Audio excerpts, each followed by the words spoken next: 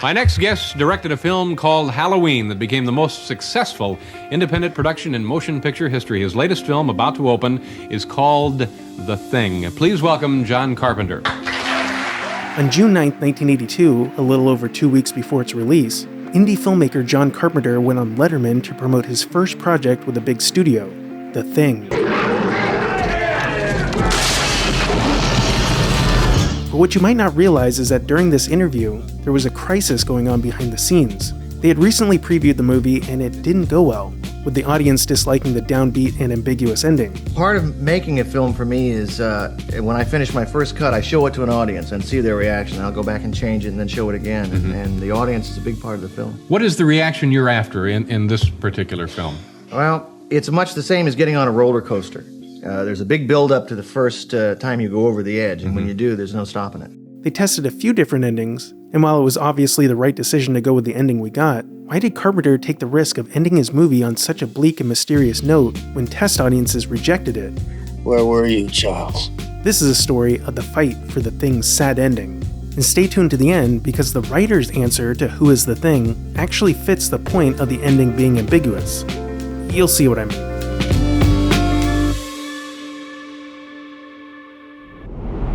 If you're interested in screenwriting, I've broken down the Thing's story into a massive guide. Every scene, beat, payoff, and more. Get it on Patreon for $1 right now before it goes into the $5 archive when my next video goes up.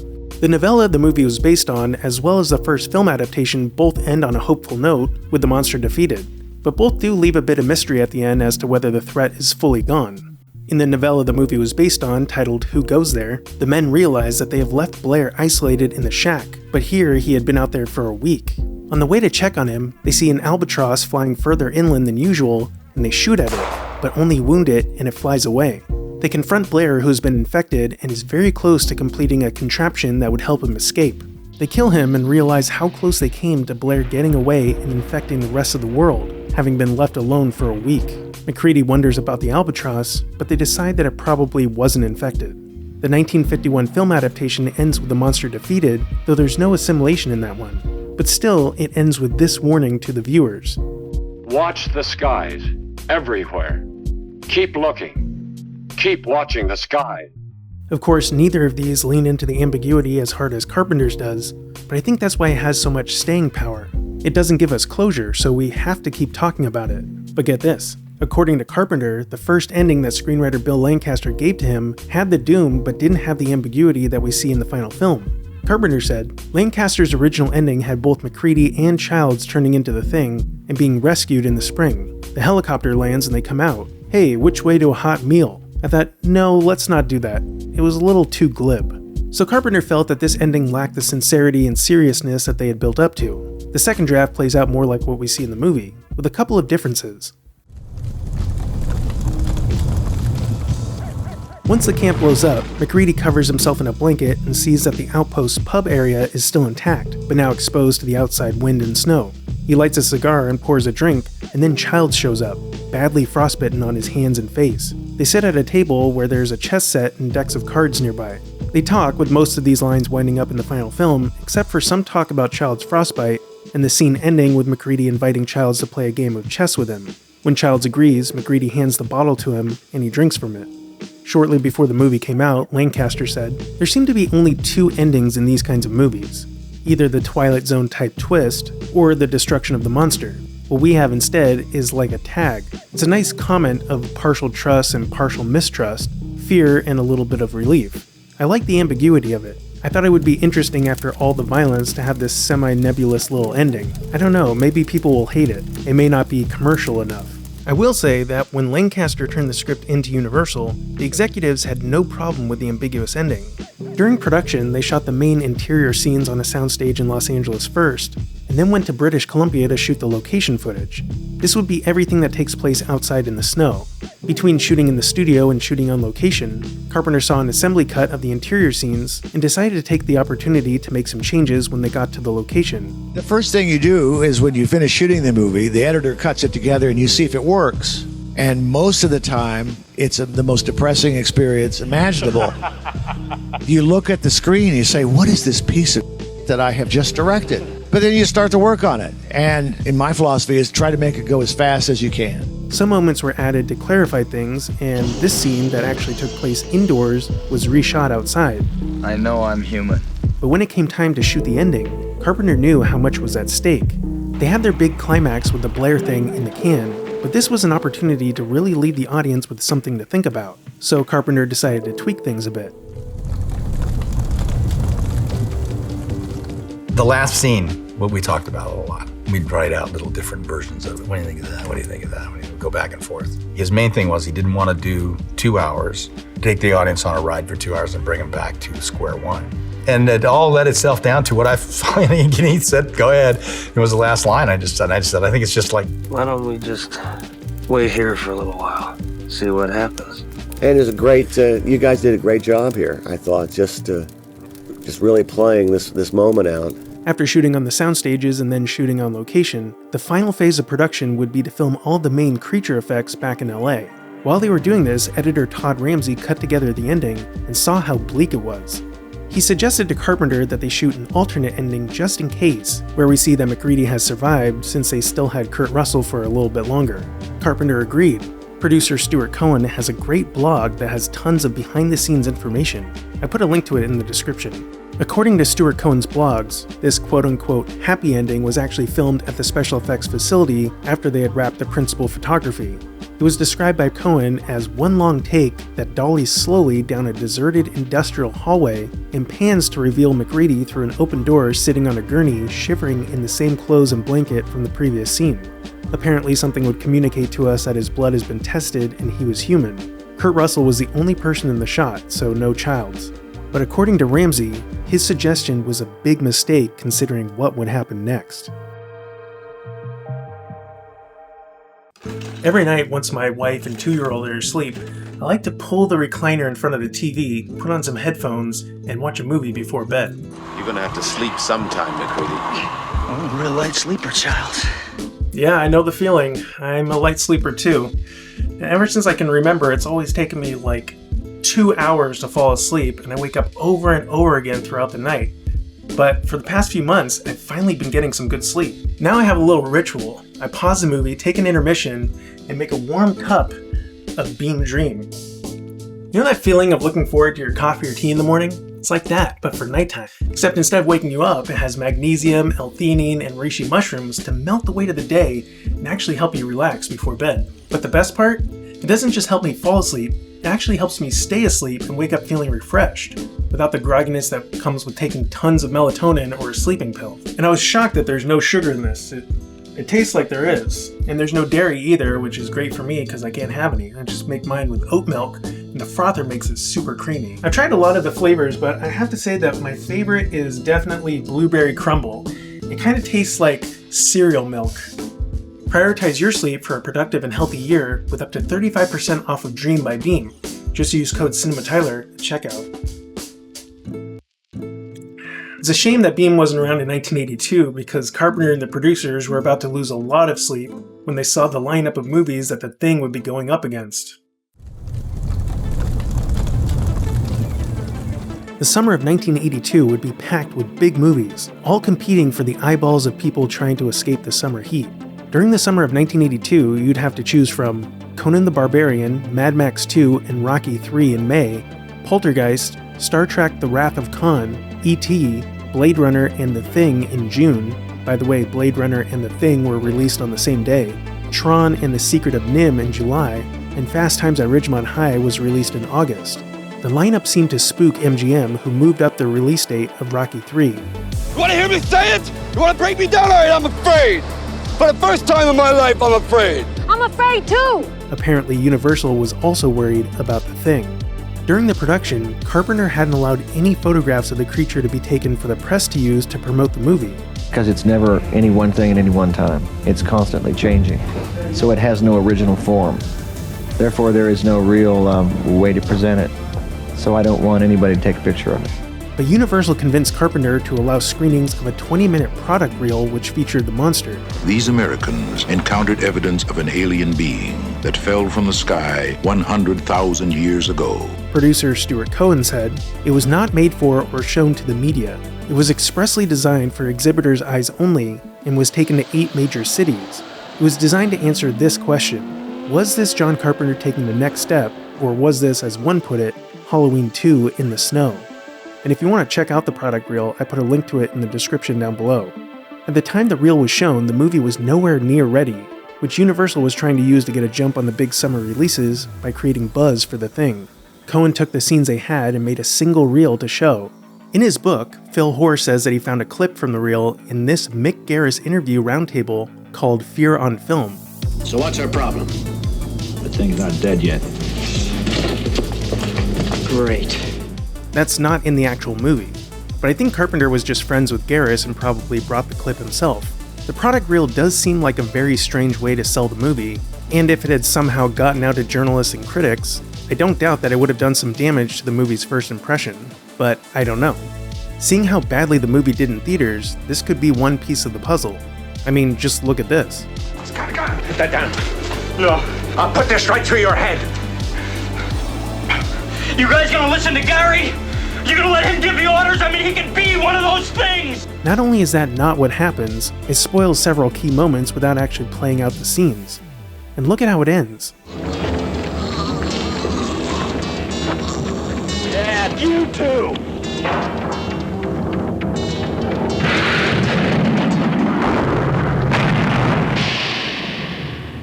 John Carpenter's The Thing. Anytime, anywhere, anyone. That's not even the right tagline. There was some concern about the ending from the studio, the producers, and Carpenter. Carpenter didn't have final cut, but he had just come off a string of successes, including the biggest indie hit ever with Halloween, and his name was already a huge draw for moviegoers. After all, his name was above the title. It seems there was a good amount of trust put in him on this first big studio movie, and I believe he was already set up to make an adaptation of Stephen King's Firestarter for Universal as his next project. I read that you mentioned that sometimes a motion picture company, or a big one, would be kind of not the most fun to work with. I was worried when I went in because I thought maybe they'd take away control of the movie from me. I think that's what every director wants, is control of his film. They were wonderful. Producer Stuart Cohen wrote in detail about what happened during the test screenings. They first tested the movie in late May, a month before its release, at Red Rock Theater in Las Vegas, and the theater wasn't even full. Some people had a problem with the disgusting creature effects, we'll talk about that in the next episode, but the main problem people had was with the bleak, ambiguous ending, which some were confused about and made others angry.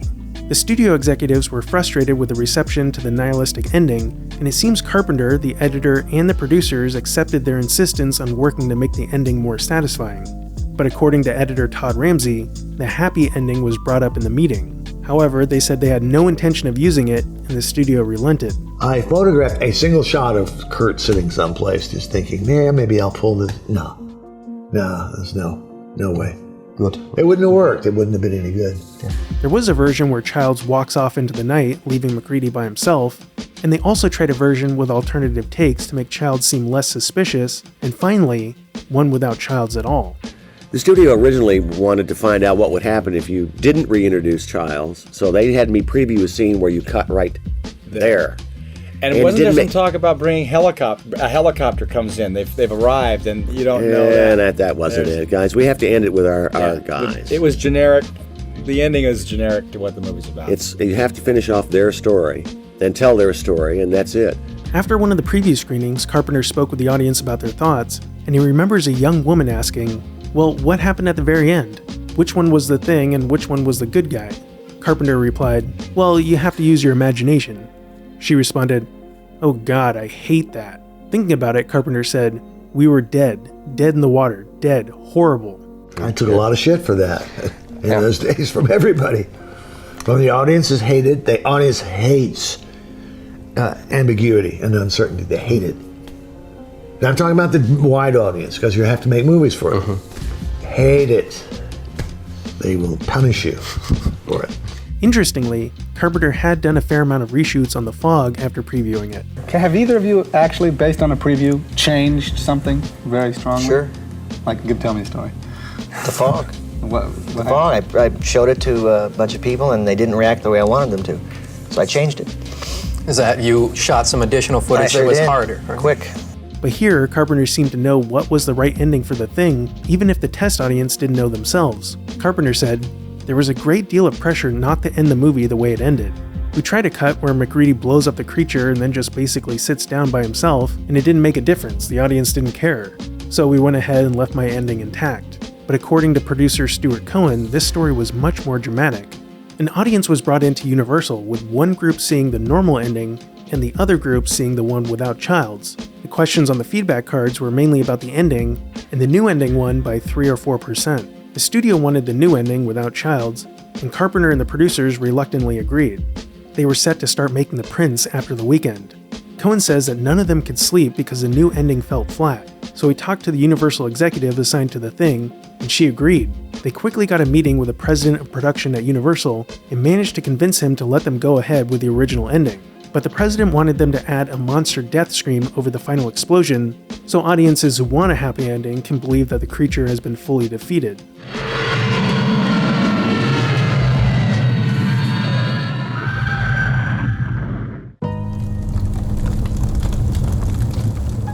Mr. John Carpenter, thank you very much. Good luck to you on The Thing. I have a hunch it will do quite well. 2 weeks before the movie was set to be released, they had a special screening for the cast, crew, and their families.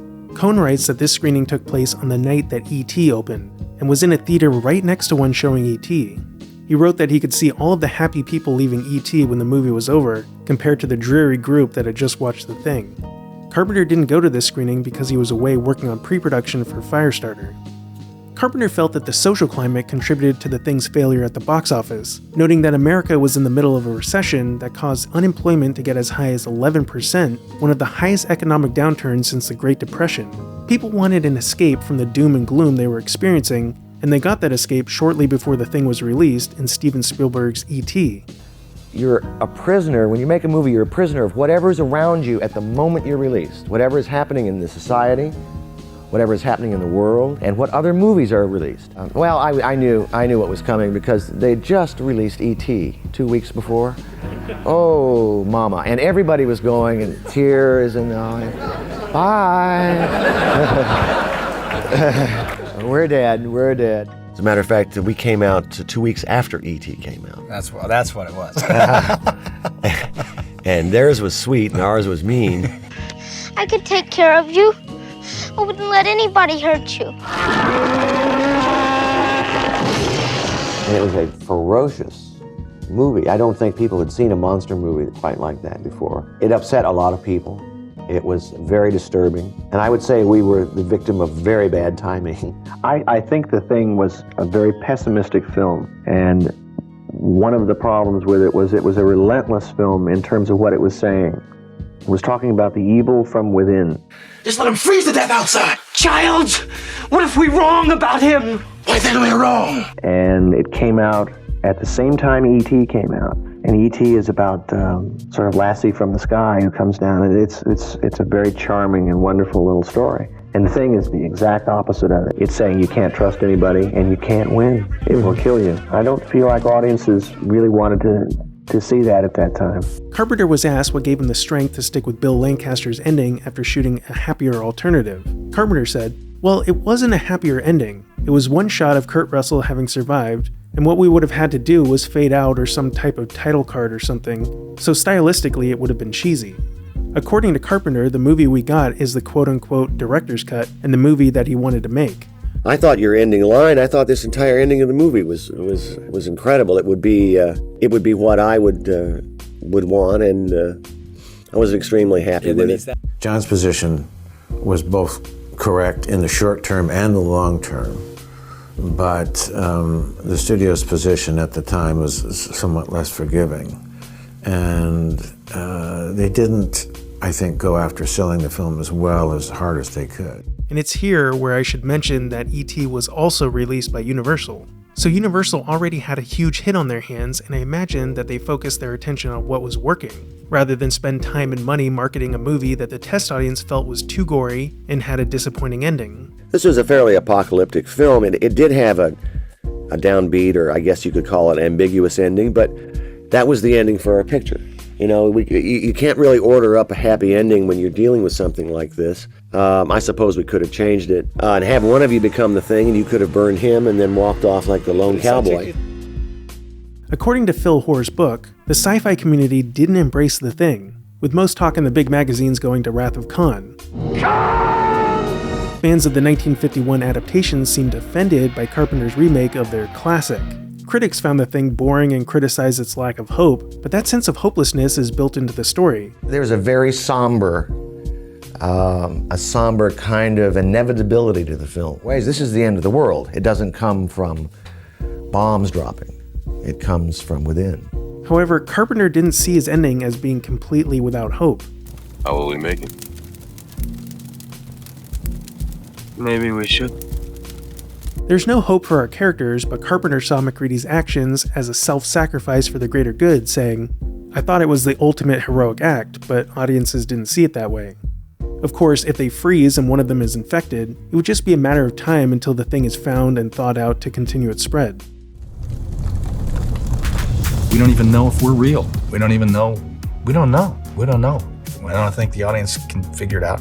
I think that's what makes the Thing great, is you don't know. The only thing we did know at this point was that MacReady was not, right? He could have been. Yeah, that's true. Here we go again. I mean, he was just, we didn't see him for a while. Keith, what are your thoughts on the finale? It wasn't me. There's been a lot of debate over who is the Thing at the end of the movie, and of course the ending has been engineered that way. Now, I do know, in the end, who the Thing is, but I cannot tell you. Forget for a minute all the little details or clues that point one way or the other, and let's think about what ending makes the most sense thematically. So who did screenwriter Bill Lancaster think was the Thing at the end?